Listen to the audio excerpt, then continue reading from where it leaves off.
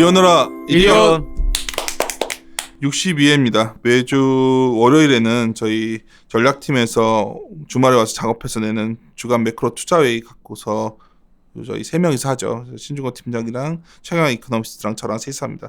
이번 주 제목은 두렵지만 새로운 것은 없다. 뽑았는데 정말 두려운 상황인데 그쵸. 이거 어떤 내용인지 한번 들어보도록 하죠. 먼저 인사하겠습니다. 윤세 윤조입니다. 네, 투자 전략팀장 신중호입니다. 이코노미스트 최광혁입니다. 예. 사실 매주 이렇게 준비하시는데 매주 스트레스 많이 받겠어요. 왜냐하면 우리가 말할 수 없는 부분에 대한 것도 좀 우리가 질문이 많이 들어오고 있는 상황이거든요. 네. 근데 이제 하여튼 중미 무역 분쟁 관련 내용들도 있고 최근에 업데이트되는 부분들도 있고 좀 아쉬운 거는 이것만 아니었다면 참 여러모로 지표들이 좀 괜찮게 가려는 순간이었는데. 그게요. 결과론적으로는 저희들이 좀 반성해 보면 세린 메이에 대해서 그게 맞았네요. 참 고점에서 250포인트 빠지는 동안에 떠나는 거가 맞는 거예요? 그러면 그건 근데 이제 그런 거죠. 5월에 팔고 떠나라라는 게 그냥 격언대로 했으면은 손실을 좀 덜 받겠죠. 지금까지 들고 있던 분들이. 근데 저희들이 한번 이 시점에 또 생각을 해보는 게 과연 시장을 그렇게 팔고 확 떠날 만큼 다시 복원력이 없을까? 아니면 지금이라도 이제 시장에 이제 좀 들어보면은 지금이라도 좀 팔아야 되는 거 아니냐에 대한 좀 얘기를 하고자 싶어서 말씀을 드리는 겁니다. 많이들 얘기하시는 게 2012년 얘기도 많이 하시더라고. 12년에 이제 좀 뭔가 기스가 나면서 여름에 굉장히 장이 안 좋았어요. 더 힘들었었죠. 그렇죠. 그래서 그런 얘기들도 하고 그러시는데 일단 아침에 제가 이제 발표 들으면서 물론 아침에 좀 길어졌었어요. 우리 발표 기간이 전략 투자 브로커들과도 좀 얘기할 시간이 있어서 그랬는데 일단 이번 주간 지수밴드 하단 2080을 적었는데 네. 이게 포드 PBR로 0.87배 정도? 그게 이제 뭐 전 저점 정도로 보는 거죠. 그러니까 1월에 우리가 올라왔잖아요. 연준의 이제 기준금리 동결 내지는 이제 더 이상 타이트닝이 오래 없겠구나라는 기대로 올라온 레벨이 요 정도였어요. 그러니까 이 레벨이 상단이었어요. 그 뛰어넘고 그러니까 어떻게 보면 뭐 그렇게 의미를 부여하는 레벨은 아닌데 저점 수준의 어떤 밸류션이다라고 보면 될 것 같고요. 근데 이제 재미있는 거는 뭐냐면은 우리가 이제 크게 시장을 볼 때는 중기적인 이상의 시각도 좀 보잖아요. 이를테면은 지금의 경기 국면이 어떠냐. 그리고 지금의 경기가 뭐 약간 뭐 탑이냐 아니면 바텀이냐 아니면 좀 올라가는 국면이냐 내려가는 국면이냐 이렇게 보는 상황에서 그때 나오는 지표들과 그때의 어떤 지수 레벨 그때의 센티멘트를 좀 봐줄 필요가 있어요. 근데 약간의 이제 변명이나 아직까지도 시장에 대해서 좀 그래도 좀 긍정적으로 볼 필요도 있을 건데 라는 생각이 뭐냐면 오늘 저녁에 아마 OECD 경기 선행지수 나올 수도 있는데 3월 거죠? 그렇죠. 이건 그러니까 선행지수지만 사실상 확인되는 거는 3월 데이터가 나오다 보니까 지나간 거가 3월 달께 지금 이 레벨이네라는 거를 지금 확인하는 거예요. 그래서 뭐 이게 선행지수로서의 역할이라기보다는 지금 글로벌 경기 내지는 각국의 경기가 어느 레벨에 찍혀 있는지를 확인하기는 참 편하다. 사실 되게 사실 이게 이 지표가 어마어마하게 중요하고 의미 있다기보다 좀 기다려 왔거든요. 왜냐면 소순환 사이클로 본다면은 돌아서는 시그널이 이제 오늘 확인되는 날로 봤던 건데. 그러니까 이제 뭐냐면 금융위기 이후에는 크게 보시면은 2010년에서 11년 넘어갈 때 다운턴. 그리고 2014년에서 15년 넘어갈 때 다운턴, 그리고 2017년에서 18년 넘어갈 때 다운턴이 세 번째 구간이었거든요. 그래서 작년에는 2017년 하반기에 경기가 탑을 찍고 내려오는 과정에서 중미 무역 갈등이 그러니까 협상 테이블도 마련되지 않은 상황이었고 연준은 금리를 4번이나 올리는 상황이었거든요. 근데 올해는 그러니까 다 내려온 상황에서 재정적 지출이라든지 경기 부양에 대한 스탠스가 나오고 연준은 뭐 어쩌면 금리 인하까지도 얘기가 나오는 상황이고 관세가 부과되긴 하지만 협상은 계속되는 상황이기 때문에 작년에 올해를 넘어오는 과정보다는 올해 내년 넘어가는 과정이 그래도 경기가 바텀 아웃하는 과정이지 않겠냐라고 보는 거죠. 그 말 하셨으니까 4페이지 그림을 갖고 좀 얘기 좀 합시다. 그 전월차 갖고서 왜 이렇게 보는 건지. 전월차라는 게 뭐냐면 경기 선행 지수만 놓고 보면 아직 바닥권은 아닌데 이 내려오는 과정에서 전월 대비 내려가는 그 폭을 볼 수 있어요. 이게 줄어드는 구간이 사실상 경기가 이제는 바닥권에 다 왔다라고 인식을 하는 거죠. 그래서 지금은 보면은 전월차가 작년 10월 있잖아요. 2018년 10월이 가장 안 좋았어요. 그리고 조금씩 내려오는 폭이 완만해지면서 이제는 조금 뭐 이번 달 내지는 3월 아니면 4월 2분기 중에는 저점을 보인다라는 게 현재의 기대감인 거죠. 그리고 주가도 이거에 반영을 해서 올라오고 계산을 해봤더니 한 40개국 저는 국가들의 수익률이 향후 지금 레벨에서 6개월 후에 플러스가 되는 국가의 비율을 보니까 거의 70에서 80% 이상이었다라는 거죠. 레벨, 그러니까 수익률의 차이가 아니라 지금보다 레벨이 높아져 있냐 낮아져 있냐인데 그만큼 경기가 바닥에서 돌 때는 소위 말해서 주식을 사야 되는 구간이라고 말씀을 드리는 겁니다. 근데 그것 때문에 주식이 좀 올라왔었던 건데. 예. 근데 이게 이제 그러면 이제 여기서 연결되는 게 왜 갑자기 이런 얘기를 하느냐. 이렇게 경기가 돌아서는 과정은 경기 선행 지수는 각 국가마다에 들어가는 지표도 좀 다양해요. 대부분 보면은 이제 센티멘트보다는 장당의 금리차, 산업 활동 이런 데이터들이 들어가는데 여기에는 미국도 들어가 있지만 중국이나 유럽도 다 들어가 있거든요. 그 작은 그 어떤 경기가 탑에서 내려와서 이제 바텀에서의 활동 지표들이 올라오고 있는 거를 확인해야 된다라는 거죠. 그래서 무역 갈등 이슈가 이거를 크게 훼손할 수 있을 만한 이슈냐 아니면 그냥 관세로 인한 변동성 정도지 크게 이 경기가 바텀아웃 하는 거를 훼손까지는 아니다라고 보면 그래도 주식을 사야 되지 않겠냐라는 생각에서 말씀드린 거죠. 한편으로는 그런 것도 있는데 뭐 당장 5월 14일이면 MSCI 반기 리뷰가 나올 거란 말이에요. 그리고 네. 이제 여기 아무래도 좋은 얘기 별로 안 담겨 있을 것 같거든요. 이거는 이제 2월 달에 나왔던 것들이 구체화되는 걸로. 그리고 실제 리버런싱은 5월 말에 진행이 되는 거죠. 그렇죠. 예, 그래서 아마 뭐 노출되어 있는 거긴 하지만 항상 보면 우리 2월 달에 나왔을 때는 문제가 안 됐었던 게 그때는 이머징으로 자금이 확 들어오고 이제 바텀 아웃해서 이제 삼성전자나 하이닉스가 1분기도 저점이 아니고 2분기도 저점이 아니었지만 하반기에 돈다는 기대가 확 땡겨놨었을 때는 MSCI 이슈가 나온 거는 거의 묻혔어요. 근데 지금은 이제 아무래도 약간 이머징 쪽이나 이런 쪽 특히 이제 한국의 원화나 위안화가 워낙 좀 약해져 있는 상황에서 나오는 리뷰이기 때문에 플러스 내용은 아니다 정도는 이제 말씀드릴 수 있는 거죠. 그래요. 근데 잠깐 이제 경제 얘기 좀 하려고 하는데 지표들 항상 매주 정리하잖아요. 네. 딱 보면은 눈에 띄는 게 뭐예요? 그러니까 미국이나 중국, 유럽 다 놓고 봤을 때. 9페이지에 있는 유로존이 제일 저는 집중해서 보고 있다라고 봐주시면 될 것 같고요. 지난주에 이제 소매 판매 같은 경우가 1.8% 상승 예상했었는데 1.9%로 소폭 서프라이즈 나왔거든요. 근데 그게 서프라이즈가 나오면서 재밌었던 게 그 전달이 원래 2.3 예상해서 2.8로 서프라이즈가 나왔었는데 수정해서 3%를 올렸습니다.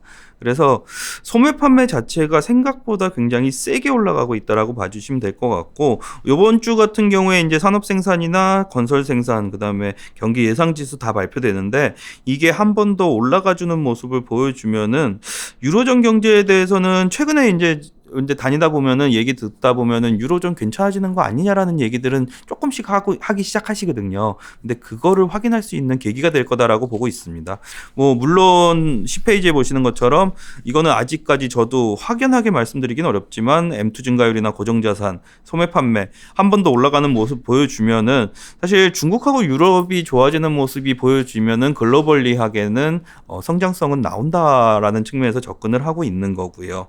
뭐 물론 요번 주 지난주부터 시작해서 요번 주 같은 경우에 제일 중요한 거는 뭐 얘기 나오는 건 중미 무역 분쟁이죠. 근데 이 얘기에 들어갑시다. 본론인데 예. 뭐 우리 앞에 얘기를 했는데 최악으로 보시는 분들은 뭐냐면요. 중국에서는 미국 이제 아이오와나 이런 지역에서 이제 실제로 농수산물 수출이 막히면서 손실을 보는 지역 사람들 자체도 찬성을 하기 시작했다라는 거죠. 관세 인상에 대해서. 미국에서는. 그다음에 중국에서 얘기 나오는 거는 청일 전쟁이나 이런 얘기까지 나오기 시작하니까 이건 진짜 큰일 나는 거 아니냐라는 부분으로 말씀을 하시는 분들이 계시는데 사실 저는 중요하게 보고 있었던 건 그겁니다. 주말에 만약에 협상을 지속해 나간다라는 얘기가 나오면은 그래도 조금은 관망을 하자라는 부분이었는데 실제로 베이징에서 다시 협상 지속하겠다라는 얘기 나오면서 이게 어떻게 되냐면은 4월에 관세 인상하고 5월에 협상하고 5월 말에 관세 인상하고 6월에 협상하고 그다음에 7월에 관세 인상하고 8월에 협상하고 이런 식으로 관세 인상이라는 과정은 계속해서 이어져 왔었거든요. 그러면서 중간중간 계속 협상을 해왔던 부분이라서 지난 9월에 관세 10% 부과했잖아요. 예, 그때 부과돼서 계속 작용이 되어온 거죠, 지금 경제에. 그렇죠. 이번에는 이제 더 올리는 거가 나온 거지. 그렇죠. 그때도 관세 부과하고 협상을 하다가 근데 지금 중국이 요구하는 건 그런 관세를 다 없애달라는 거 아니에요? 내가 알기로는 그거 아닌가? 협상이 완료되면은 관세를 없애달라. 중국이 요구하는 거라기보다는 협상에서 난항을 겪는 거는 미국에서 얘기하는 법제화 자체를 하기가 좀 어렵다라고 얘기를 하고 있는 거고요. 그거는 얘기가 이제 많이 들어서 좀 이따 얘기하는 건데 제가 예. 당장 관심이 가는 거는 이제 실물 지표에 영향을 줄 수 있는 요인들을 좀 관세를 부과되면 영향을 줄 거 아니에요. 관세가 부과되면 당연히 영향을 받죠. 그러니까 그 부분들이 근데 그런 경우 같은 경우에는 사실은 그런 부분은 있습니다. 글로벌 경제에 영향을 미칠지 안 미칠지에 대해서는 저도 확신은 못 하겠어요. 왜냐하면 왜냐면은 그냥 단순히 산술적으로만 하면은 비용이 큰 건 아니거든요. 그러니까 산술적으로만 하면은. 미국에서 관세를 25%를 추가적으로 부과해가지고 문제가 생기는 거 하고 유럽이 살아나면서 유럽에 대해서 미국이 관세 부과를 안 해주는 부분, 수입을 해주는 부분, 그 다음에 왜 사실 부정적으로 보시는 분들은 뭐였냐면은 만약에 중미 무역 분쟁이 세지면은 무역 양이 급감하면서 큰일 나는 거고 보호무역주로 다 간다. 그랬더니 협상한다고 그랬더니 협상하면은 미국 걸 사주기 때문에 한국이 큰일 나는 거고 그러면 협상을 하든 안 하든 한국은 큰일 나는 거였거든요. 얘기 나오는 순간부터. 그래서 저도 그거에 대해서 확신은 못 하겠어요. 얻은 게 글로벌 경기에 대해 가지고 크리티컬하다라고 말씀은 못 드리겠는데 안 좋은 건 안 좋은 거죠, 심리에. 그리고 두 번째로는 5월이 별로 안 좋을 것 같다라고 보는 건 뭐냐면 이 9월하고 8월하고 9월에 이걸 먹였을 때 사실 무역이 급감한 거 4분기에 미국의 무역이 급감한 게 진짜로 관세 때문에 가격 요인적인 효과였냐 아니면은 뒤에 협상이 있으니까는 일단은 관망을 하자 그러면서 계약이 뒤로 지연된 효과였냐에 대해서는 저도 확신을 못 하겠거든요. 좀 뜯어봐야지 알 것 같은데 5월에도 분명히 협상이 되면은 관세를 없애겠다라고 트럼프가 얘기해 놓은 상태라서 5월 무역량 급감은 가능합니다. 근데 그게 가격적인 관세 효과로 인해 가지고 그런지에 대해서는 아닐 수도 있다라고 말씀을 드리는 거고요. 또 하나는 이제 트럼프가 꼭 이런 게 아니라 민주당에서도 상당히 무역 전쟁을 지지하잖아요. 네. 그건 왜 그런 거예요? 12페이지에 적혀 있는데 이게 제가 적은 건 아니긴 한데 이건 테마 쪽이긴 한데 무역 전쟁을 지지하는 부분에 대해서는 사실 애매한 것 같습니다. 민주당은 반대하기에는 원래 이 판벨트나 이런 쪽 농사 짓는 쪽이 전통적으로 당연히 미국에서 대두 수입이나 이런 것 때문에 무역을 만약에 관세를 매기면은 얘네들이 손해를 보는 애들이거든요. 원래 공화당 지지층들이잖아요. 근데 요번에 보시면은 아이오와 아이오와 주지사나 이런 사람들이 관세에 올린 거에 대해서 찬성 발언을 하더라고요. 그 얘기는 우리가 손해를 좀 보더라도 요번 경우에는 하는 게 맞다라고서는 다들 나오고 있는 경우라서 저도 민주당이 왜 그러냐라는 질문에 대해서 명확하게 답은 못 찾고 추정하고 있는 거는 요번에 나왔던 그 중국에서 합의문에 대해서 법제화 항목을 삭제했다라는 부분에 대해 가지고 미국에서는 굉장히 이해를 못하는 것 같습니다. 그래서 그걸 이해 못하는 과정에서 나타난 부분이 아닐까라고 저는 보고 있는. 근데 사실 중국 입장에서는 여기서는 다르게 얘기하지만 중국은 어떤 큰 합의를 해놓고 나머지 세부 사항은 좀 다음에 다뤘으면 하는 것 같은데 미국은 너무 세부 사항까지 다 넣고자 하니까 좀 쪽팔릴 거 아닙니까? 중국 입장에서는 이게 무슨 굴종적이라 보는 것 같아서 사실 그런 문제가 좀 커진 거고 시진핑도 거기서 안 물러나고 있는 것 같은데 하여튼 이게 많이 섞여 있는 것 같아요. 그래서 난 12, 13페이지 이렇게 정리해내셨길래 이것도 좀 흥미가 가서 말씀을 드렸던 건데 이건 신진양 입장에서는 이건 어떤 내용이에요? 이거는 사실은 아까 제가 이코노미스트 때 얘기했는데 쭉 보시면 원래 이 중국과의 무역에서 미국의 관세를 중국이 보복 관세 많이 한 게 이제 농산물 쪽이었잖아요. 그러다 보니까 차트 보시면 아시겠지만 이게 소위 말해서 미국에서 중국으로 가는 농산물 수출이 뚝 떨어졌죠. 그러면 근데 여기가 지지층이 공화당이잖아요.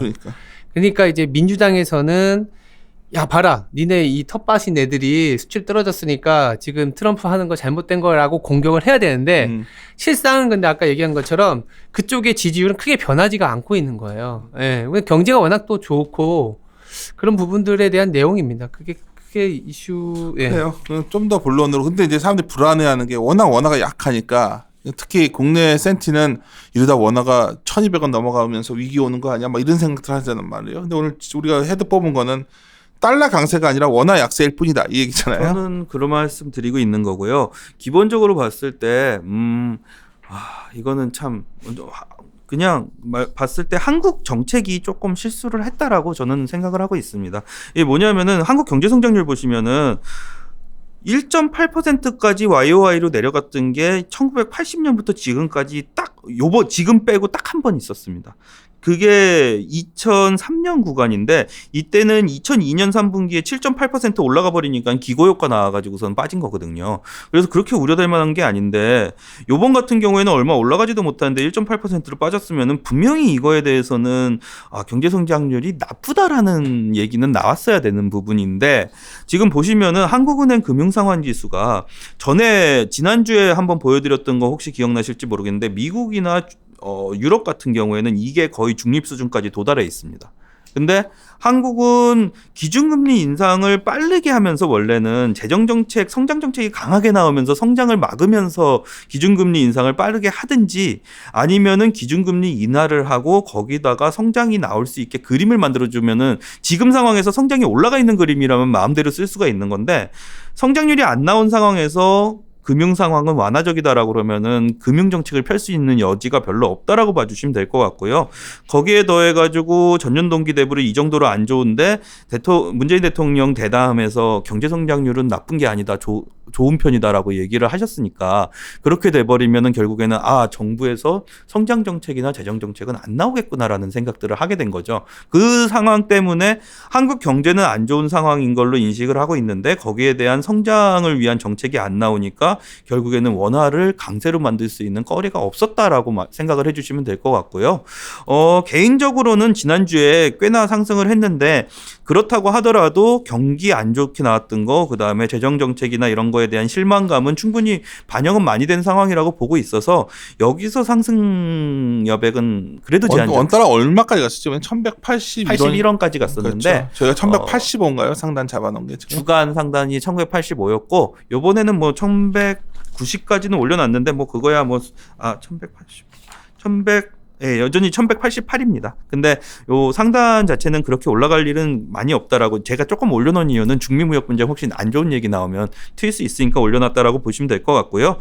글로벌 제조업 PMI하고 달러 인덱스 역축으로 그려보시면 거의 동일하게 움직입니다. 그러면은 아까 말씀드렸던 대로 미국이 지금 달러 인덱스가 빠지고 있거든요. 그 얘기가 이제 유로존이나 이런 애들에 대해서 경기 반등에 대한 기대감이 조금씩 높아지다 보니까 글로벌 제조업 PMI가 올라가 있는 거 아니냐라는 기대감이 생겼고요. 그것 따라 가지고 달러 인덱스도 같이 약세로 가고 있다라고 보시면 돼서 요게 서서히 진행돼 나가면은 원달러 환율이 추가 약세가 안 간다면은 서서히 하방 압력 받지 않을까라고 기대하고 있습니다.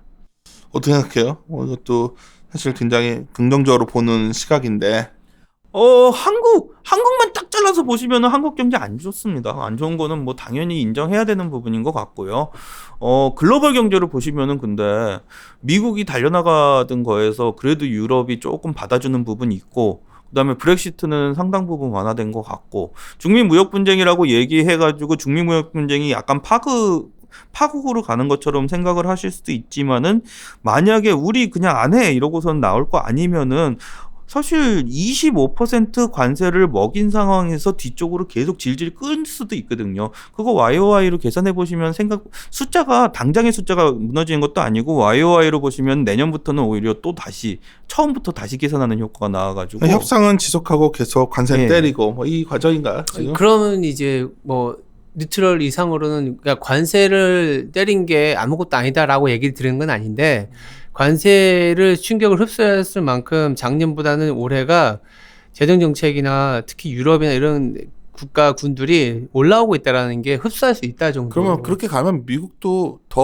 완화적으로 가고 중국도 부양책 쓰고 서로 저는 그렇게 보는 거죠. 왜냐하면 15페이지도 넣었지만 오히려 갈등이 격화돼서 지금 우리가 무역 갈등 이슈라는 거를 이제 상수화 시켰을 때 얻은 선물이 뭐냐면 연준은 어쩌면 애틀란타 연은 총재도 뒤에 쓰러났지만 금리 인하까지도 얘기가 나오는 상황이고 재정 정책도 나왔고 이런 약간 바텀에서 나오는 노이즈지 않겠냐. 물론 이 관세라는 부분이 무역량을 축소시키는 건 맞지만 그 축소보다도 더 큰 큐가 있다라는 거를 당장은 이제 경제 지표가 조금 반등해서 올라오다 보니까 야, 그 관세보다 더 큰 Q가 나겠어라는 약간의 혼돈의 기간인 건 맞는데, 근데 오히려 Q 그로스가 조금씩 더 살아나는 모습을 보이면 그냥 관세는 그냥 코스트로만 그냥 남아버리고 결국엔 또 이것까지 없애면 아주 호재이지만 그냥 그 관세에도 불구하고 수출입 데이터나 수입 데이터가 올라가는 모습을 보여주고 있던 게 지금까지였잖아요. 그러니까 그러면 여기에서 기입한 거는 뭐 칼톤 페어 여기서 캔톤 페어, 예. 이게 어떤 의미예요? 이게 이제 중국에서 3주에 걸쳐서 이제 캔톤 페어라고 해서 한마디로 수출입 박람회 같은 거를 중국에서 열어요. 그래서 지난주에 마지막으로 이제 3주에 걸쳐서 했던 거를 이제 그때 중국 수출의 어떤 계약 물량이 나와요. 연간으로. 지금 보면 한 297.3억 달러가 나왔는데 지난해하고 좀 비슷한 수준을 유지했다 정도고, 이거를 이제 저희가 히스토리로 계속 쌓아오고 있는데 거의 그 수준 이상으로 계속 나옵니다. 그렇다면은 당장은 수출과 관련된 데이터, 가계약된 물량들이 그래도 작년과는 좀 비슷한 수준 이상으로는 나올 수 있다라는 거와 함께, 작년하고 다른 거는 아까도 말씀드렸지만 뭔가 부양이 나온 상황이라는 거죠. 이런 지표들로 인해서 조금씩 회복해 나가는 과정을 저희가 주가는 두드려 맞았지만 회복은 그런 지표들을 확인해 가면서 가야 되는 상황이다 정도로 말씀을 드리고 있습니다. 일단 보셔야 되는 거는 근데 두 가지 정도는 생각해 보셔야 될 것 같아요. 그러니까 첫 번째는 이런 식의 얘기들이 나오니까 분명히 컨센서스 상으로 기준금리 인하에 대한 얘기가 더 강하게 나올 수 있습니다. 그래서 금리가 하락하는 부분에 대해서는 여백을 조금 더 두셔야 된다라고 말씀을 드리고 있고요. 두 번째 같은 경우에는 최악의 상황 중에서 선제적으로 조금 보셔야 되는 게, 만약에 중국이 공식적으로 미 국채를 매각하겠다라는 얘기가 나오면 그건 굉장히 안 좋은 뉴스라고 받아들이시는 게 맞을 것 같아요. 그렇게 해서 위안화 약세가는 시나리오는 참 몇 년째 맨날 반복해 오지만 실현하기 쉽지 않은 거잖아요. 중국 입장에서도 미국채 팔면은 좋을 건 없지 않아요? 그러니까 안 좋은 얘기라서 그게 공식적으로 나오면 진짜 안 좋은 거다라고 보시는 게 맞을 것 같아요. 그래서 만약 그 얘기가 나오면 안 좋게 보시는 게 이게 위안화 약세도 괜찮은데, 이게 뭐냐면요. 만약에 미국채를 매각을 한다라는 상황이 나오면은 결론적으로는 둘 중에 하나입니다. 중국의 그 외환 보유고가 떨어질 수 있는 그림이 나오고요. 그게 아니라면은 달러를 사야 되는데 중국에서 달러로 보존을 한다라고 그러면은 달러 인덱스가 올라갈 수가 있거든요. 그래서 두 상황 다 별로 그렇게 이게 막 파국으로 간다라기보다는 두 상황 다 경제적으로 좋은 건 아니다라고 말씀을 드리는 겁니다. 나는 생각했는데 이제 언론에서 많이 얘기가 나올 것 같아요. 미국채 팔고 막 항상 느끼는 거죠. 미국은 달러 찍을 수 있는 나라기 때문에 그게 당당한 건 아니에요. 그게 막 너무 중국이 만약에 그런 선택을 했을 때 중국이 외통수에 빠지는 거죠. 왜냐하면 중국은 뭐 하드 커런시도 아니고 더불어서 1조 달러나 갖고 있다고는 하지만 그걸 팔았을 때 그 중국보다 더 많이 갖고, 중국이 한 미국채 전체 한 6%를 들고 있다고 치면 12%가 연준이 들고 있거든요. 연준이 지금 자산 매각도 중지해 버렸잖아요. 그래서 그거는 사실은 중국이, 우리도 이렇게 얘기하는 순간인데 그거 갖고 미국을 흔들리게 만들 요인이 안 됩니다. 왜? 미국 국채가 올라가면 오히려 글로벌 연기금도 달려들 수 있는 상황이기 때문에, 예, 그러면 G20가 도쿄에 언제 있죠? G20가 6월 28일, 6월 말에 있습니다. 저도 날짜가 정확하게 네, 28, 29일로 알고 있는데 어차피 그때 시진핑이랑 다 갈 거 아니야, 트럼프랑. 그렇죠. 또 그거 갖고도 뉴스 나오겠네요. 예, 그 전에 오냐 이제 안 오냐 막 이런. 그 전에 오냐 가냐 안 가냐. 예, 뭐. 그러니까 그때까지의 그냥 그 전에 또 뭐 대략해서 또 뭐 다음 12차 회의 날짜 잡히고 그럴 것 같은데 13차 회의. 저는 개인적으로 5월이 거의 막바지 국면이 아닐까라는 생각은 해요. 그냥 제 판단, 개인적 판단으로는. 근데 저는 이거는 해요. 신중호 팀장이 맨 처음 얘기했지만 작년보다는 충격이 적을 거로 보는 게, 아까 완연하게 작년에는 모든 게 내려가는 시기였단 말이에요. 네. 근데 지금은 돌려고 하는 시기가, 아마 오늘 저녁에 OECD 선행지수 나오면 사실 저희가 사실 기도했던 거는 우리 OECD 선행지수 돌면 글로벌 경기가 돌아왔으면 한국이 나쁘지 않았는데 그게 좀 아쉬운 건데, 실적 측면에서 보면 17페이지 보면 이게 이제 저번 주에 염동찬 연구원이 했단 말이에요. 사실 계속 작년에 이런 인생이가 코스피 전망치가 안 좋았죠. 안 네. 좋고, 미국은 반도체가 올라가도 우리 EPS는 못 올라가는 상황. 네. 이게 언제 도냐? 정말 이 정도, 작년에는 이게 내려오는 시작점이었고 네. 지금은 바닥점, 이 차이가 좀 크다 보는 거죠, 저는. 저도 비슷하게 생각은 합니다. 전자가 빠져도 여기서 더 빠지기보다는 전자가 예. 이제 돌았을 그래서 타이밍이기 지난주에 때문에. 사실은 좀 묻혔지만, 물론 증치세 효과라고 굳이 뭐 평가 절하할 수는 있지만 중국의 수입이 좀 많이 늘어나는 부분들이 일단 그래도 좀 달라진 모습이지 않겠냐라고 보는 거고요. 한국의 어떤 이익도 뭐 지금은 주가가 빠져도 PBR은 모르겠는데 PER이 막 그렇게 막 하락하지 않은 이유가 실적이 계속 빠지는데 이렇게 논리를 할 수 있거든요. 물론 이게 이제 돌아서야 되긴 하는데 뭐 선행적으로 미국 반도체가 돌고 나서 후행적으로 한국의 반도체도 돌았었던 경험도 있고 그때의 경기 상황이 지금하고 좀 비슷합니다. 미중 무역 분쟁이 어느 정도 격화될지를 모르는 상황에서 단순하게 이제 퀀트 데이터만 놓고 보면 그렇죠. 매크로하게 보면은 오이선인수가 도는 타임이 오는 것 같고 소순환 사이클이 네. 실적 측면에서 보면은 우리는 먼저 선행적으로 먼저 더 깊게 하강했기 때문에 네. 뒤에 보면 미국 같은 실적을 보면 미국도 약간 돌고 있거든요. 이게 좀 네. 여러 가지로 도는 시그널이 나오고 있는 상황에서 나오기 때문에 밑바닥은 좀 두껍지 않을까, 단단하지 않을까 보고 있어요. 근데 다만 걱정은 5월에 또 이상하게 좀 우리가 제일 뭐 경기는 경고할 때는 괜찮은데 MSCI 반기 리밸런싱 이슈가 또 나오는 해다 보니까 네. 이 이슈가 좀 걱정도 돼요. 물건이 좀 나오면 수급이 약해져 있는 상황에서 나오면 좀 그렇지 않을까요?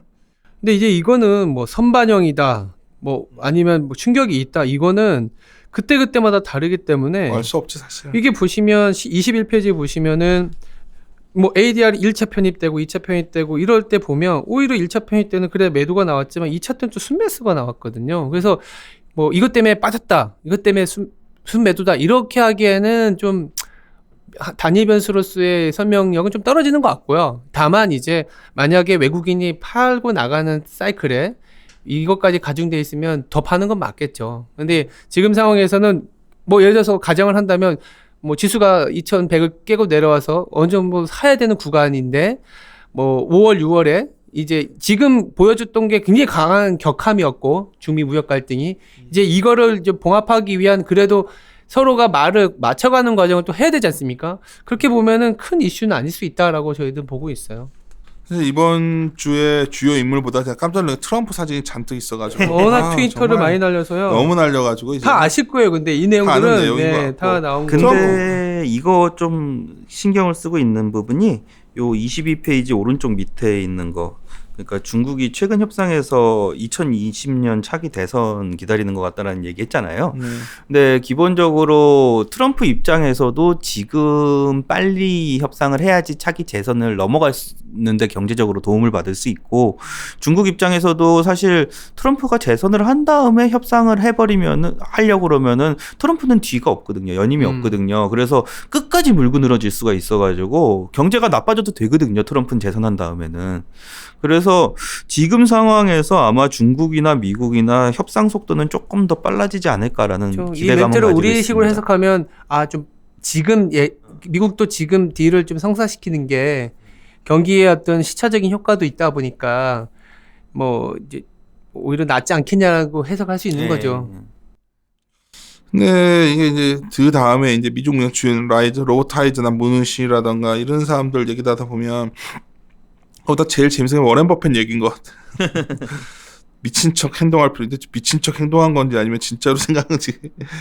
근데 뭐 트럼프 입장에서는 뭐 노딜이 돼도 우리는 관세로 인한 재정부의 수입이 있으니까 오케이다라는 얘기는 했지만 미국 입장에서도 그래도 중국이 그러니까 이게 5년이나 10년 이후의 과정에서 중국을 이제 약간 팽하는 거랑 지금 당장 그래도 12조 달러 되는 글로벌 서플라이 체인과 수요의 역할을 하는 중국을 당장 이제 나 노딜로 가기에는 부담이 크죠. 왜? 아주 단순한 브렉시트 같은 경우에도 지금 계속 연기가 되는 이유가 단순히 경제적인 것도 있지만 정치적인 것도 있고 더불어서 그거에 이제 미칠 파장이 있다 보니까 저희들이 좀 조심스럽게 낙관하는 거는 아까 최광현 연구원도 얘기한 것처럼 두 번째 임기까지 질질 끌려는 중국의 모습 때문에 오히려 미국이 좀 더 단도를 친 거 아니겠느냐는 생각을 하는 거죠. 제가 보기에는 가장 큰 거는 서로 문화 차이도 커요. 차이도 협상 크죠. 내용을 디테일하게 가져가는 거는 영미 문화의 계약상의 특징이고 동양은 두리뭉실하잖아요. 우리 앞으로 잘 지내자 뭐 이렇게 그런 것도 있죠. 자꾸 이러려고 하는데 지금 그래서 지금 중국 법 체계하고 미국 법 체계 자료들을 구하고 있는데 저도 일단 그거는 구해가지고 연구를 해본 다음에. 근데 그냥 다 떠나서 오늘 다들 불안해하시는 것 같아서 들으면 6월 말이 참 어떤 대변하는 말 같아요. 그냥 무역상이 끝난 건 아니라고 했고 네. 협상제 문제의 직면은 당연하고 베이징에서 다시 만난다. 네. 그거는 거기까지가 지금까지 우리가 말할 수 있는 팩트인 것 같고 그 다음에는 다 서로들 가능성을 갖고 카더라 수준인 것 같아요. 그래서 미중 무역 문제는 저희들도 접근할 수 있는 게 이 정도인 것 같고 사실 이거에 대해서 또 지나친 음모론도 경계하고 또 저희들도 이제 작년에 계속 반복된 말씀이 작년에 저희가 하반기 장세에 대해서 약간 놓친 부분이 있어서 고생을 많이 했어요. 그래서 그럴까봐 이번에는 굉장히 신중하려고 노력합니다. 근데 이러면서도 이제 데이터를 보면은 모든 건 돌아서는 타임이어서 되게 아쉽다는 걸 계속 말씀드려요. 이 문제만 아니라면은 사실 펀더멘탈 지표들은 괜찮죠. 돌아선 타임입니다. 그거를 저희는 보고 있는 상황이고요. 페드 관련한 얘기는 뭐 사실 여러 가지로 뭐 얘기 많이 됐던 거지. 가장 최근 26페이지 보시면 뭐 비중 있는 인물은 아닌데 애틀란타 연은 총재 라파엘 버스틱 같은 경우에는 관세 인상으로 인해서 금리 인하도 어쩌면 고려할 수 있다는 얘기까지는 한 상황이에요. 여기에 글은 없지만. 그래서 이제 뭐 굳이 생각해 보면 작년에는 이런 논리들이 있었거든요. 연준이 금리 올리고 트럼프가 관세 때리면서 중국 죽여버린다. 막 이런 얘기도 있었는데 올해는 만약에 이제 트럼프가 관세 올리면 연준은 금리 내릴 수 있다로 바뀐 거잖아요. 그게 사실은 확연하게 차이가 난 거죠. 작년하고 올해하고. 이제 좀 안 좋게 보시는 분들은 이제 재밌잖아요. 일단 음모론은 되게 재밌어요. 근데 저희들은 음모론을 좀 경계하려고 하는 편이고 이란 관련해서도 뉴스가 많이 나오는데 이제 이번에 이제 이란 관련해서도 결국 그 뭐죠? 그게 열리지 않나 지금? JMMC 5월 19일 날 JMMC요. 아마 유가 관련해서도 뭐 얼마 전에 또 유가 때문에 걱정을 많이 하셨는데 유가는 뭐 그렇죠. 근데 이란도 완전히 이렇게 최악의 상황을 가기에는 이미 너무 이제 또 많이 협의가 되어 있는 상태 아닌가? 그렇죠. 근데 얘네들은 진짜 저는 잘 모르겠습니다. 그래서 오늘 다들 힘이 없는 게 일단 월요일이어서 피곤한 것도 있고 이런 거죠. 이거저거 다 뒤져봐도 우리도 안갯빛이니까 사실 말하는 게 이게 참 만만치 않은 상황 같아요. 그러니까 밸류에이션이나 여러 가지 숫자만 보면은 해볼만한 건 확실해요. 왜냐면 아까 PBR 0.88배가 그렇게 만만한 레벨이 아니거든. 주가는 충분히 빠져 있어요. 사실 포드 PB 0.87배면 이게 2080이에요. 저희가 봤을 때 0.88배는 한 2090 정도? 뭐 지금 오늘 주장이 어떨지 모르겠지만 이게 그렇게 넉넉한 지수는 아닌데 이거 깨고 내려가서 슈팅 나오면 뭔가 이상한 거니까 걱정도 되고. 뭐 일단 경제 쪽에서 말씀드리면은 선 대응했으면 좋았겠죠. 5월 초에 선 대응해서 잘 나갔으면 좋았을 텐데 그게 아닌 상황에서는 지금 상황에서는 일단은 너무 지나치게 악재를 반영하지 마시고 일단은 관망하시자 지켜보시자라고 말씀을 드리고 있는 부분이죠. 이미 포트가 깨져 있고 요새 시장 분위기들 여의도 나가 보면 다들 분위기들이 쫙 가라앉아 있는 이유가 이미 많이들 그 일드가 수익률이 안 좋은 상황에서 사실 무조건 지켜보라 할 수는 없는 상황이고. 다만 천수다처럼 하늘에 기우제 들을 수도 없잖아요. 뭐 미국 중미 잘 되라 이거 할 수도 없는 상황이고 우리가 할 수 있는 거는 결국 최근 나온 지표들을 갖고서 좀 가능성을 보는 건데 아직까지는 정말 최악까지를 기대하기는 좀 그런 상황인데 그래서 두렵기도 해요. 왜냐면 이러다가 나중에 모든 게 깨지는 지표가 나오는 게니까. 근데 이미 충분히 안 좋아져 있어서 여기서 나올 수 있는 건 아마 여러 가지 정책적인 어떤 힘? 아직까지 천수다처럼 그것만 기다리네 지금 보니까. 사실 금융위기 이후에 좀 조심스럽지만 살아날만 하면 또 정부 안 좋아지면 정부 정책 나오고 이게 정말 자본주의가 정말 그 본질적 한계에 온 건지 이건 우리가 오늘 할 얘기는 아니지만 걱정도 되지만 동시에 또 너무 최악의 시나리오만은 가능하지 말자는 게 저희 생각입니다. 한마디로 말씀드려서 미중 무역 분쟁 아까 말했던 중국의 국채 매각 처음 듣지 않으셨잖아요. 우리가 알고 있는 이슈에 대해서 시장이 붕괴되는 거는 금융 역사에서 없었다. 그래서 저희는 아직까지 좀 조심스럽게 2080 정도 이번 주 적어놓으셨는데 PBR 0.88배, 87배 거기가 가격 어느 때였더라? 그때 금융위기 때 그 유럽 재정위기 때 레벨 아닌가? 거의 비슷합니다. 그 정도 레벨이었는데 그때도 뭐 디프레이션 공포 막 할 때 그 정도 밸류에이션 레벨로 안 있는데 설마 여기서 더 그럴까 하는 생각하면서 마무리 짓도록 합시다. 예. 그럼 마무리 짓죠. 이리 오너라 이리 온.